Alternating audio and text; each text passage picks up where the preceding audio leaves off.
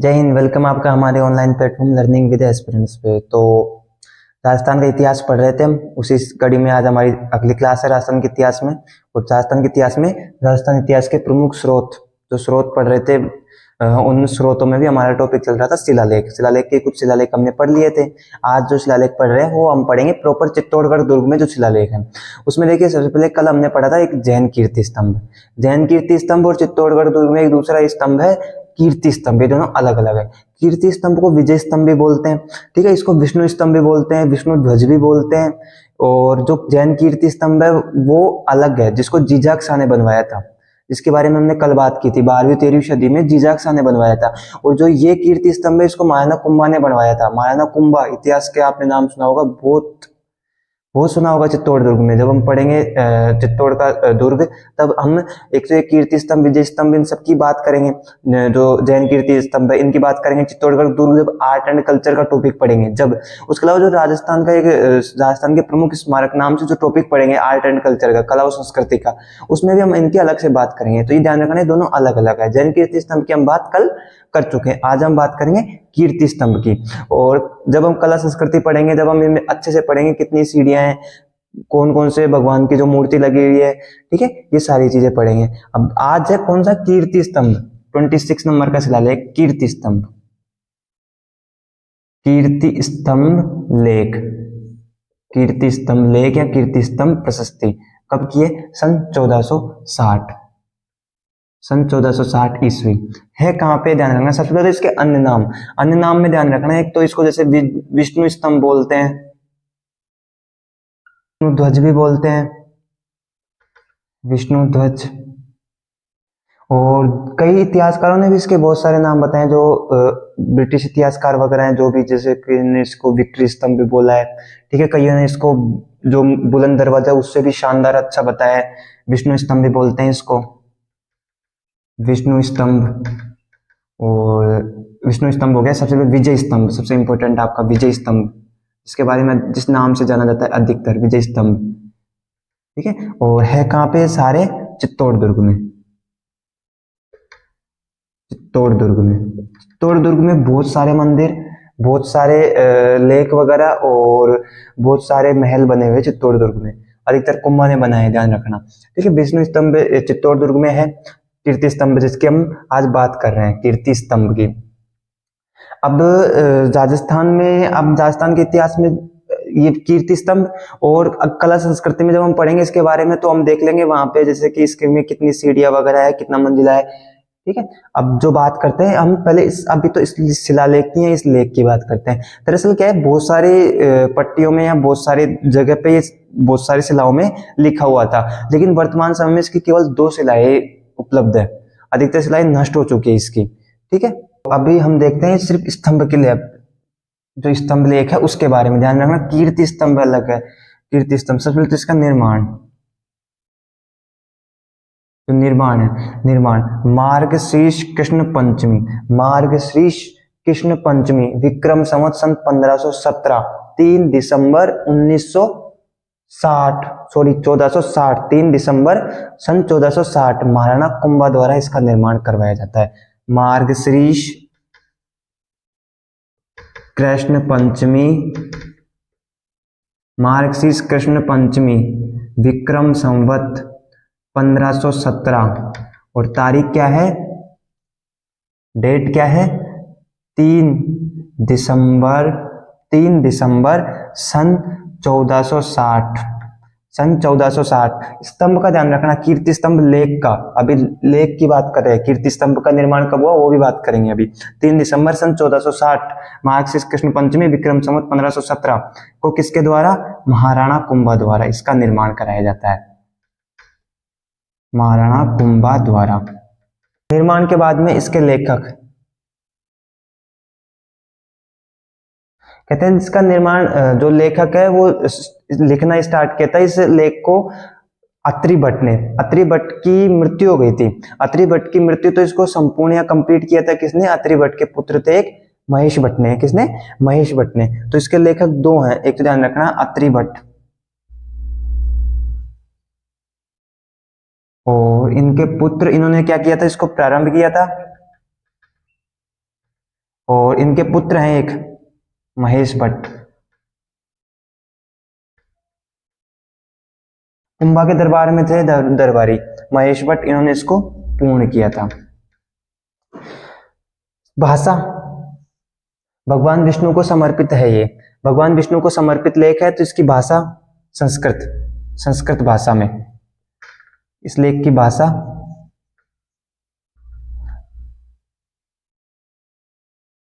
संस्कृत। और ध्यान रखना भगवान विष्णु को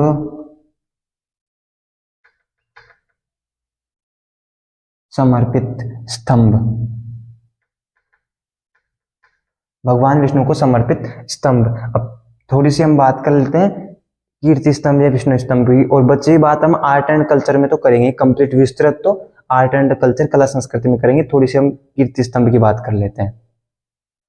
तो अब ध्यान रखना, थोड़ी हम कीर्ति स्तंभ की बात कर लेते हैं। ध्यान रखना अभी लेख की नहीं, मैं कीर्ति स्तंभ की बात। कीर्ति स्तंभ का निर्माण महाराणा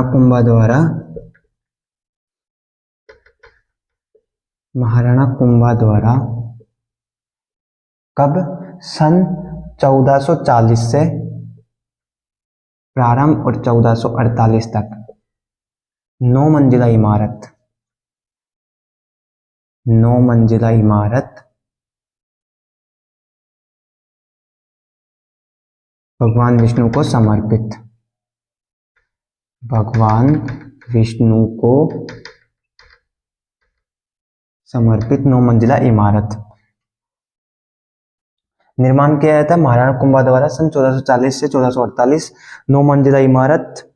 ठीक है, और वर्तमान में आपको पता है शिलालेख की हम जब बात कर रहे थे, वर्तमान में इस शिलालेख से दो लेख है, 2 शिलाएं हैं, वही है। इसमें जानकारी क्या मिलती है अब उसकी बात करते हैं। शिलालेख में जानकारी सबसे ज्यादा महाराणा कुंभा की है, इसके अलावा इस शिलालेख के बारे में कुछ और जानकारी मिलती है, इसकी बात हम करते हैं।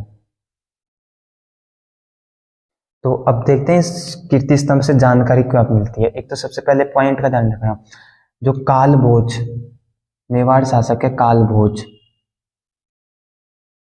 कालभोज जिनको कहते हैं, कालभोज इनकी उपाधि है, इनका नाम क्या है?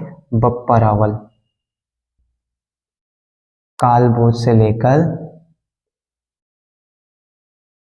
महाराणा कुंभा तक की जानकारी, महाराणा कुंभा तक की शासकों की पूरी विस्तृत जानकारी, उनकी वंशावली, ठीक है, उनने जो भी शासन किया था, शासन का समय वगैरह, संपूर्ण जानकारी इसी से मिलती है, इस शिलालेख से। कालभोज बप्पा रावल से लेकर महाराणा कुंभा तक की जानकारी, कालभोज से लेकर महाराणा कुंभा तक की जानकारी। इसके बाद में एक इसका ध्यान रखना, जो शिलालेख है इसके निर्माण जो करवाया था ना, उसकी जानकारी यहाँ से मिलती है। और शिलालेख का निर्माण करवाया था महाराणा कुंभा ने। तो महाराणा कुंभा द्वारा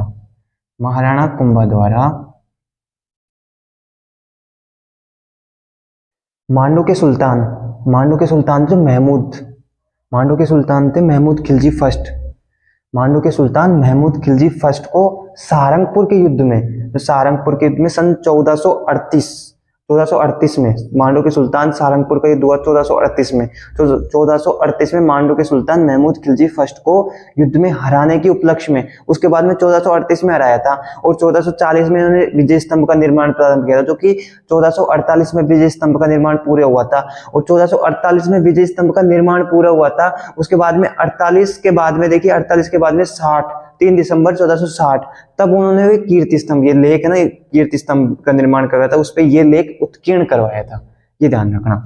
तो महाराणा कुंभा द्वारा सारंगपुर युद्ध में,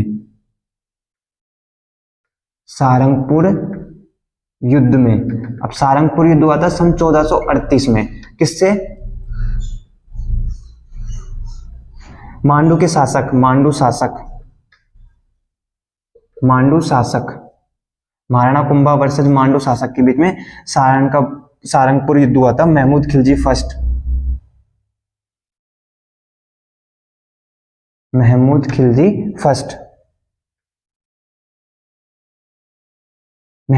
फर्स्ट को मांडू के सुल्तान सारंगपुर युद्ध में हराया था, उसके उपलक्ष्य में 1438 में। ठीक है, 1438 में तो हरियाणा युद्ध में हराया, ये ध्यान रखना। 1438 के बाद में 1440 से 1448 तक कीर्ति स्तंभ का निर्माण, और फिर 1448 के बाद में 1460 में ये लेख लिखवाया गया। ये सन ऐसे सीक्वेंस वाइज ऐसे याद रखना। और इसके बाद में और जानकारी क्या प्राप्त होती है इससे, महाराणा कुंभा की जो उपाधियां थी वो महाराणा कुंभा ने कुल 108 उपाधियां धारण की थी। अलग अलग युद्धों में अलग अलग शासकों को हराने के बाद में 108 उपाधियां धारण की थी महाराणा कुंभा ने। तो महाराणा कुंभा की 108 उपाधियों का वर्णन, महाराणा कुंभा की 108, अब उन्हें अलग अलग 100 कहते हैं। महाराणा कुंभा ने लगभग अपनी जिंदगी में 108 युद्ध लड़े थे, जिनका वर्णन किया गया है 108, और हर युद्ध में जीतने के बाद उन्होंने कुछ उपाधियां धारण की थी। उपाधियों का वर्णन, 108 उपाधियों का वर्णन, 108 जिनमें हिंदू शासकों में सबसे श्रेष्ठ महाराणा कुंभा को माना जाता है। तो जैसे कुछ उपाधियां थी उनकी, हिंदू सुल्तान, और जैसे बहुत सारी सुल्तान,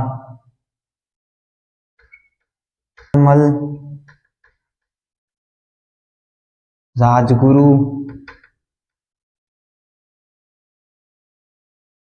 हालगुरु, राणो रासो, और एक अभिनव भट्टाचार्य, जैसे अनेक उपाधियां थी। टोटल 108 उपाधियां थी महाराणा कुंभा की। तभी तो बोलते हैं महाराणा कुंभा ने लगभग अपने जीवन काल में 108 युद्ध लड़े थे, और हर युद्ध में विजय के बाद विजय भी प्राप्त की थी। हर युद्ध में विजय के बाद इन्होंने उपाधि धारण की थी, एक अभिनव भट्टाचार्य।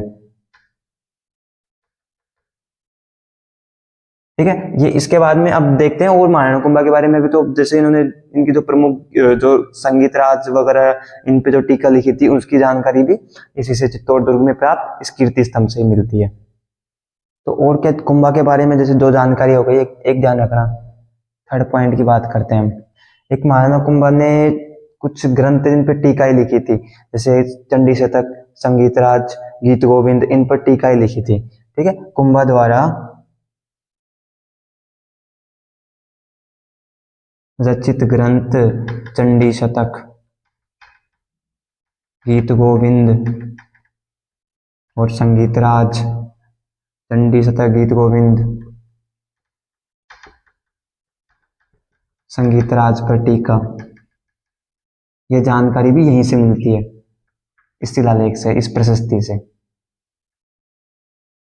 एक महाराणा कुंभा ने एक चित्तौड़ दुर्ग में एक उसका मंदिर का निर्माण कराया था, कुंभ स्वामी मंदिर का। देखिए कुंभ स्वामी मंदिर एक तो चित्तौड़ दुर्ग में भी है, एक कुंभलगढ़ दुर्ग में भी है, और ये एक बार आ चुका है एग्जाम में कुंभ स्वामी मंदिर का, शायद फॉरेस्ट ऑफिसर के एग्जाम में या किसी एग्जाम में आया था कुंभ स्वामी मंदिर चित्तौड़ दुर्ग में। तो कुंभा द्वारा चित्तौड़ दुर्ग के मंदिर, कुंभ स्वामी मंदिर।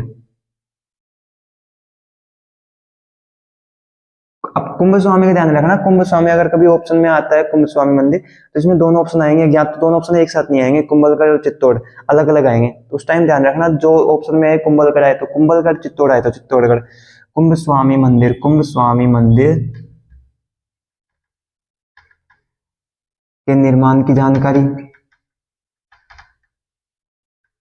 कुंभा द्वारा बनाया गया था ये। ठीक है, ध्यान रखना, कुंभा द्वारा, कुंभा द्वारा ध्यान रखना। चित्तौड़ दुर्ग के 7 प्रवेश द्वार है, गणेश पोल, हनुमान पोल। ठीक है, इस तरह 7 प्रवेश द्वार है जो चित्तौड़ दुर्ग पढ़ेंगे जब, ध्यान रखना। तो जो हनुमान पोल है ना, उसकी एक विशेषता, और ये ध्यान रखना, एक कुंभा द्वारा जो जानकारी है, इसकी तुलना कैलाश पर्वत से की गई है। इसकी तुलना किससे की गई है? कैलाश पर्वत से। कुंभा द्वारा निर्मित चित्तौड़ दुर्ग में स्थित कुंभ स्वामी मंदिर की तुलना कैलाश पर्वत से की गई है। अच्छा, एक पॉइंट नेक्स्ट, जो किसकी, हनुमान की, मंडोर से। मंडोर कहाँ है? जोधपुर में। यहाँ से एक शिलालेख भी प्राप्त हुआ था। मंडोर जोधपुर से हनुमान जी की मूर्ति लाई थी यहाँ कुंभा ने। मंडोर जोधपुर से हनुमान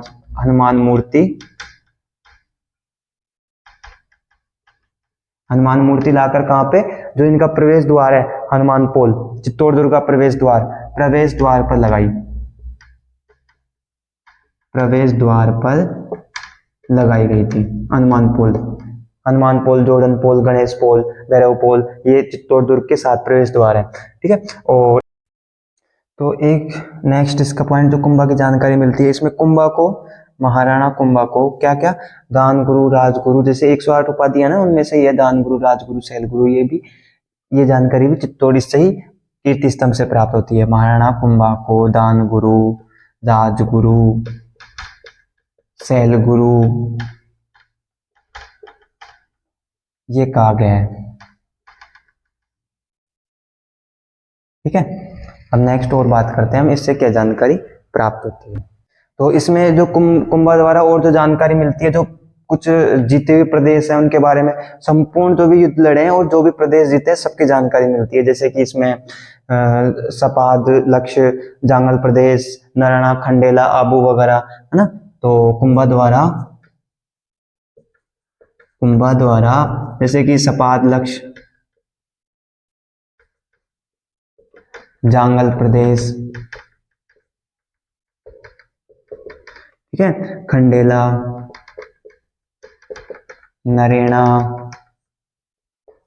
नरेना वगैरह जो भी प्रदेश है, बसंतपुर,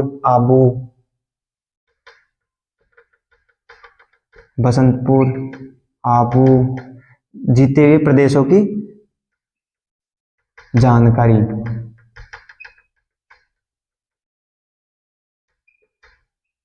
कहां से प्राप्त होती है? कीर्ति स्तंभ से। ठीक है।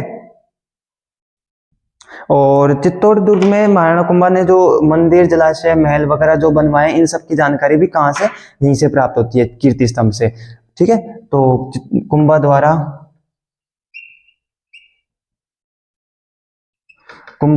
चित्तौड़गढ़ दुर्ग में मंदिर, महल वगैरह जो भी बनाए गए हैं, संपूर्ण निर्माण की जानकारी इससे प्राप्त होती है, मंदिर, महल आदि की जानकारी। जैसे कि चित्तौड़ दुर्ग का जो प्रवेश द्वार है, कुंभा ने चित्तौड़ दुर्ग का जो प्रवेश द्वार है, ये सर्पिलाकार है, ध्यान रखना। इसकी जानकारी यहीं से मिलती है। चित्तौड़गढ़ दुर्ग का प्रवेश द्वार बनवाया था,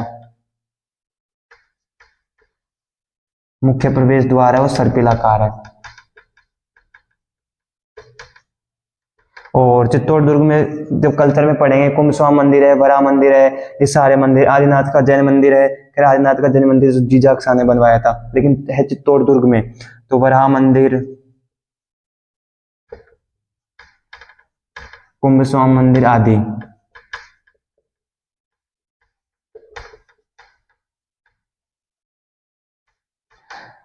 ठीक है। ये सब जानकारी चित्तौड़ दुर्ग में स्थित कीर्ति स्तंभ लेख से प्राप्त हुई है। और वो 3 पॉइंट जरूर याद रखना। देखो, 1438 में सारंगपुर युद्ध में जीतता है, उसके बाद में 1440 में उसकी विजय के उपलक्ष्य में विजय स्तंभ का निर्माण, 40 में शुरुआत कराते हैं विजय स्तंभ की, और 1448 में विजय स्तंभ पूर्ण होता है। उसके बाद में 1460 में इस पर लेख लिखाया जाता है, जिसकी हम बात कर रहे हैं। ठीक है। अब हम आज के नेक्स्ट जो कि चित्तौड़गढ़ दुर्ग में ही है दूसरा लेख, उसकी बात करते हैं। तो अब चित्तौड़ दुर्ग में ही एक और शिलालेख जो प्राप्त है, 27 का ये है अपना चित्तौड़ का शिलालेख, चित्तौड़गढ़ दुर्ग का शिलालेख 1438 ईस्वी का। और 1438 में क्या था? 1438 में ही आपको पता हो तो युद्ध लड़ा गया था, किसका? मांडू के सुल्तान के साथ, महाराणा कुंभा का। 1438 ईस्वी कहां पे है?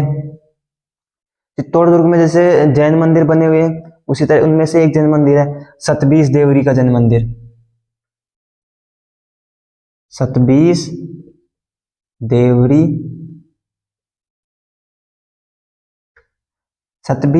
जैन मंदिर कहाँ है? चित्तौड़ दुर्ग में। सतबीस देवरी जैन मंदिर की दीवार से प्राप्त। और यह है कहाँ? चित्तौड़ दुर्ग, चित्तौड़गढ़।